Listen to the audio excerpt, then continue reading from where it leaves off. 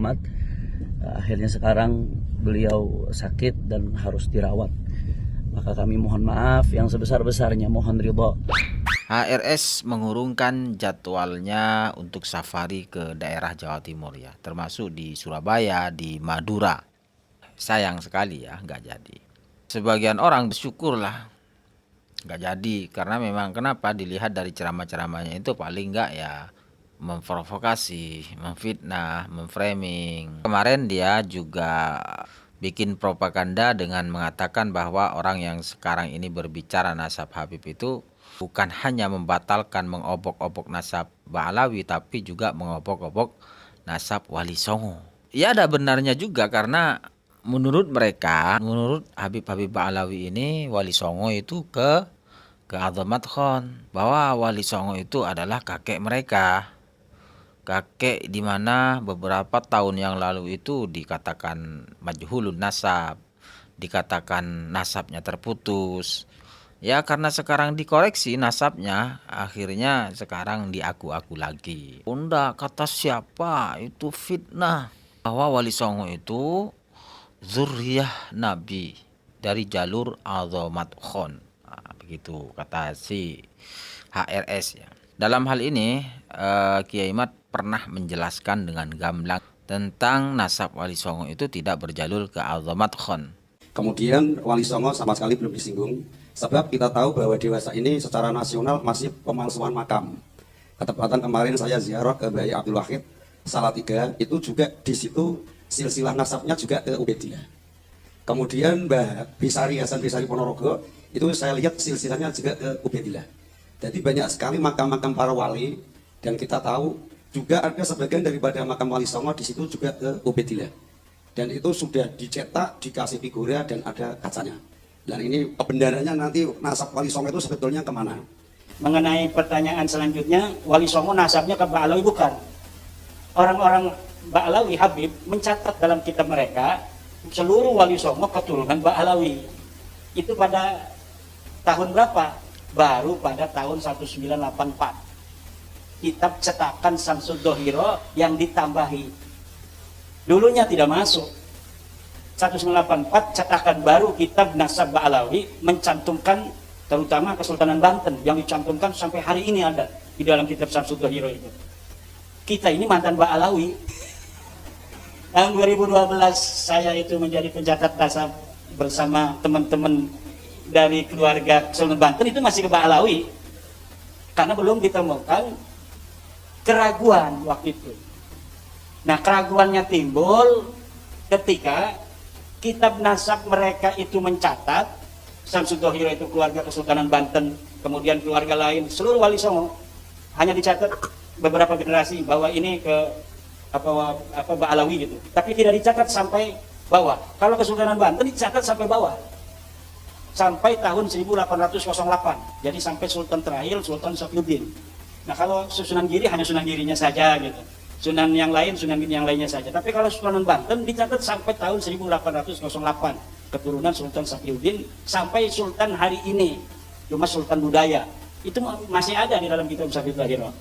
Nah, setelah diteliti, betulkah ini Ba'alawi merupakan leluhur Wali Songo? Ternyata kitab-kitab manuskrip yang sekarang mulai orang itu paham setelah ada bab nasab ini pada penasaran, mencari-cari kitab-kitab di rumah-rumah mereka yang tua-tua.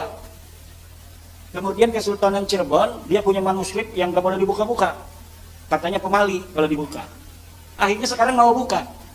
Nanti setelah dari sini saya ke Kesultanan Cirebon, diminta oleh Pangeran Qadiran Patih dari Kanoman untuk bersama-sama membicarakan nasab Wali Songo.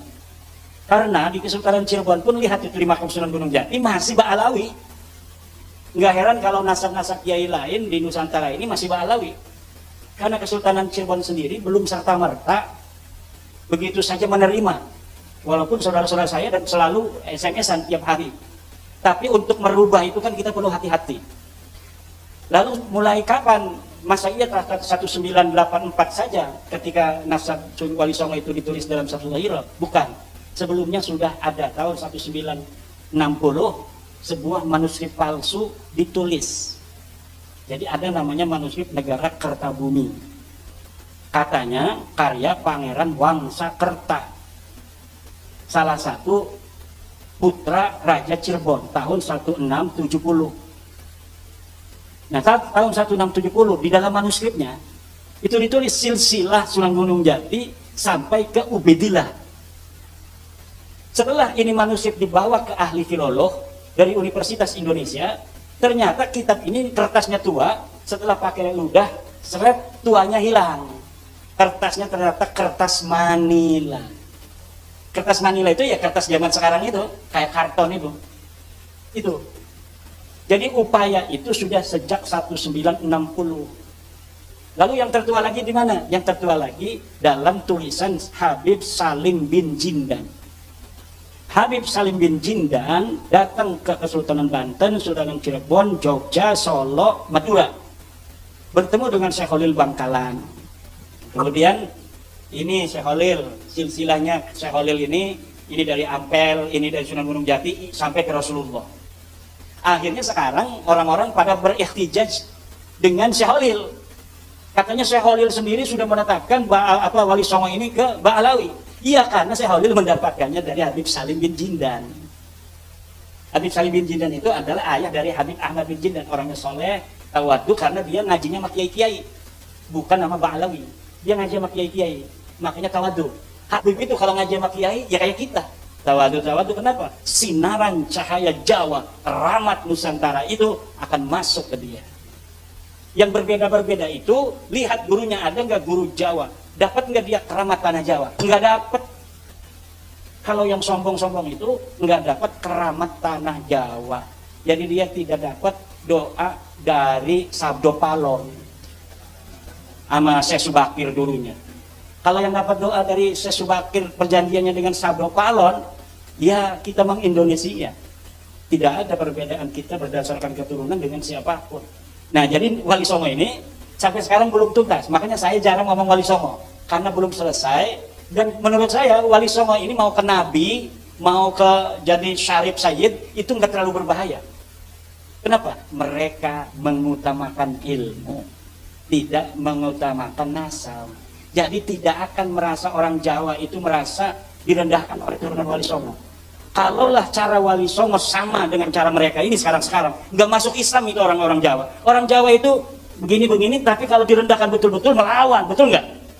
Wali Songo tahu, makanya Wali Songo sangat merakyat. Dia merasa seperti orang Jawa sendiri.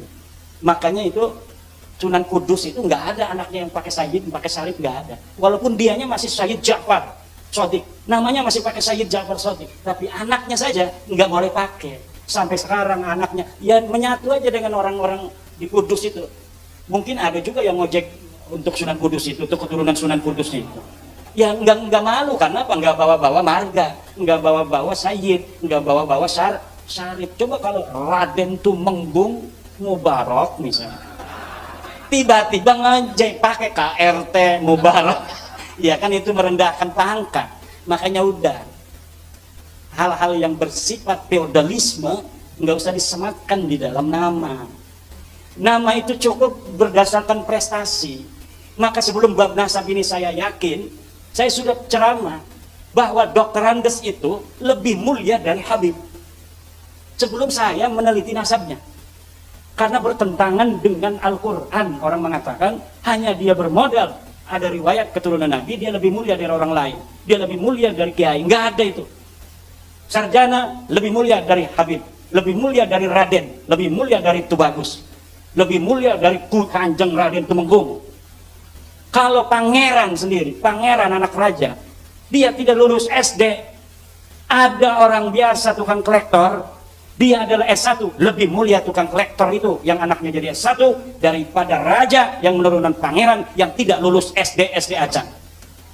Itu kemuliaan yang harus dijaga dan pengetahuan yang harus diyakini. Inilah ajaran Islam yang sesungguhnya. Kalau kiai haji itu pangkat berdasarkan kasab, berdasarkan usaha. Usaha itu harus ditempelkan agar orang lain ingin berbuat yang sama, menuntut ilmu yang luar biasa sehingga dia bisa berpangkat KH. Ada KH, kiai haji, ada HK, hampir kiai. DRS, SE, IR itu mulia. Taruh itu di nama. Kenapa? Supaya banyak orang mencontoh. Siapa saja bisa untuk menggapainya kalau dia mau kerja keras. Tapi kalau R, Raden, itu dia lahir jadi Raden. Apa yang dibanggakan, orang dia nggak kerja apa-apa, pangkatnya R kok. Maka saya nggak pernah pakai RRRR. Itu ada di YouTube pakai KHR. Orang yang nulis itu mah. Saya tidak pernah pakai RRRR. Kenapa? Malu-maluin apa yang dibanggakan dari R. Seperti kita ini mukanya begini, ya dari lahirnya begini, dari Allahnya begini. Kita nggak masa begini, nggak usah bangga-banggain karena hidungnya mancung. Walaupun saya mancung, saya nggak bangga. Kenapa? Karena ini bukan dapat saya, nggak ada usaha sama sekali. Sesuatu yang tanpa usaha sama sekali nggak perlu dibanggakan dan tidak pantas dibanggakan. Nah, seperti itu kawan ya. Jadi memang sangat beda sekali pemaparan orang yang berilmu, orang yang cerdas, orang yang mempunyai banyak pemahaman-pemahaman ya.